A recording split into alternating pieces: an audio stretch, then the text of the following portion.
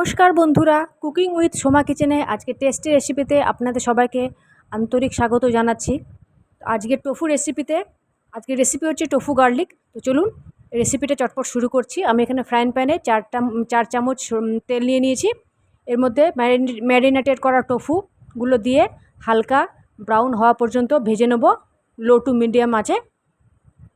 ভালো করে ছড়িয়ে দিলাম টোফুগুলোকে, যাতে সবগুলো টোফু খুব ভালোভাবে ভাজা ভাজা হয়ে যায়। বেশি এখানে ভাজার দরকার নেই, হালকা ব্রাউন হওয়া পর্যন্ত এখানে ভাজতে হবে। তো এখন আমি একটা বাটিতে একটা থিক সস তৈরি করছি। তার জন্য 3 চামচ এখানে কেচাপ নিয়ে নিলাম। আপনারা চাইলে সসও নিতে পারেন। 3 চামচ কেচাপের সঙ্গে 3 চামচ সোয়া সস এখানে আমি নিয়ে ভালো করে এটাকে মিলিয়ে একটা সাইডে রেখে দিচ্ছি। খুব ভালো করে মেলাতে হবে। এরপরে অন্য একটা ফ্রাইং প্যানে এখানে 3 চামচ তেল দিয়ে তার মধ্যে 4 চামচ কুচনো রসুন ভাজা ভাজা করতে হবে বন্ধুরা, লাইট ব্রাউন হওয়া পর্যন্ত, যাতে করে সুন্দর একটা রসুন ভাজার গন্ধ এখানে বেরোয়।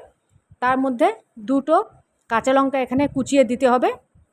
হালকা নাড়াচাড়া করার পর এখানে 2 চামচ গ্রেটেড আদা আর একটা মাঝারি সাইজের পেঁয়াজ এইভাবে ডুমো ডুমো করে কেটে রসুনের সঙ্গে দিয়ে 1-2 মিনিট নাড়াচাড়ার পরে এখানে হাফ চামচ নুন দিয়ে দিতে হবে। তো এখানে আমি হাফ চামচ নুন দিয়ে দিলাম। নুনটা দেওয়ার পর এখানে এই সবই প্রসেসটা বন্ধুরা লো টু মিডিয়াম আঁচে করতে হবে, যাতে পোড়া না লেগে যায়। নুনটা দেওয়ার পর এখানে ভালো করে নাড়াচাড়া করার পর 2 মিনিটের জন্য লো আঁচে ঢাকা দিয়ে দিলাম, যাতে পেঁয়াজটা একটুখানি নরম হয়ে যায়। এখানে পেঁয়াজটা নরম হয়ে গেছে। এর মধ্যে হাফ চামচ লঙ্কা গুঁড়ো, হাফ চামচ গোলমরিচ গুঁড়ো আর এখানে ইনস্ট্যান্ট 1 চামচ থেকে হাফ চামচ চিলি মশলা হোক বা মাঞ্চুরিয়ান মশলা হোক, আমি আগে থেকে জলে গুলে রেখে দিয়েছিলাম, সেই মশলাটা এখানে দিয়ে দিলাম। আর তার সঙ্গে যে থিক সসটা তৈরি করেছিলাম সেটা এখানে দিয়ে দিলাম। আর তার সঙ্গে হাফ চামচেরও কম একটুখানি চিনি এখানে ভালো টেস্ট আর ব্যালেন্সের জন্য এখানে দিয়ে দিলাম। চিনিটা আপনারা চাইলে অ্যাভয়েড করতে পারেন।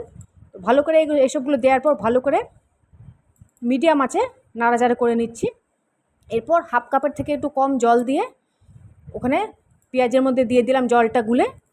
তার মধ্যে হাফ চা চামচের মতো কর্নফ্লাওয়ার গুলে ওই পেঁয়াজের মধ্যে দিয়ে দিলাম, ভাজা পেঁয়াজটার মধ্যে দিয়ে দিলাম। এরপর ভালো করে নাড়াচাড়া করে টোফুগুলো যে ভেজে রাখা হয়েছিল সেই টোফুগুলো এখানে সবটা দিয়ে দিলাম।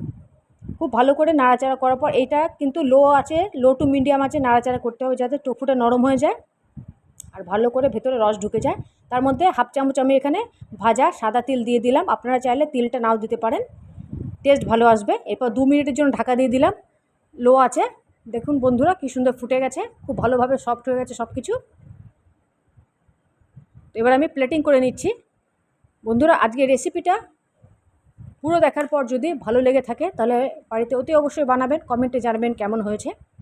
এবং এই রেসিপিটা খুব ভালোভাবে আপনারা পুরো ফ্যামিলির সাথে এনজয় করতে পারবেন, এটা আমার বিশ্বাস।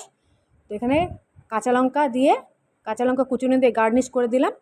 তো চলুন আজকের রেসিপি এতটাই। খুব ভালো থাকবেন, সুস্থ থাকবেন। নেক্সট পর্বে নতুন কিছু নিয়ে আবার